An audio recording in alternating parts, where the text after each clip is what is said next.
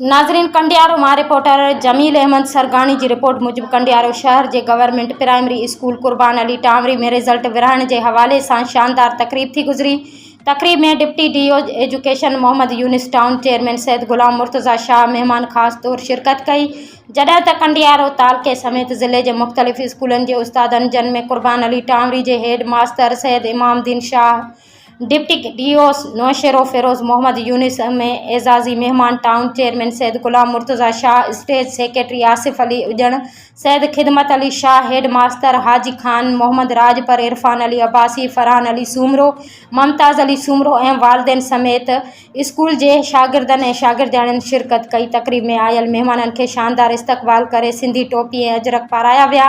तकरीब में शागिर्दन विच में तकरीरी मुकाबला कराए टेबलोज़ पेश किया विया। तकरीब में आयल मेहमानन पारा शागिर्दन के सालियानी इम्तिहान में पोजीशन माणींदड़ शागिर्दन के मेडल ट्रॉफियों और कैश इनाम दिना विया। उन मौके ते town chairman Syed Ghulam Murtaza Shah school इंतजामिया के मेहनत के साराहींदे खिताब कंदे चयो त सरकारी स्कूलन में अड़ियों तालीमी सरगर्मियों ॾिसी दिल ॾाढी खुश थी है। स्कूल इंतजामिया के हिन अमल से शागिर्दन जो पढ़ाई तरफ ध्यान वधंदो।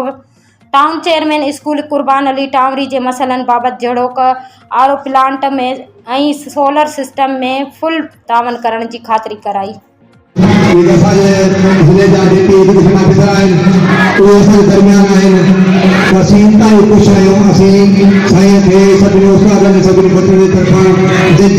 सारा कुछ आमदेश कयूं था। प्यारो दोस्त असांजो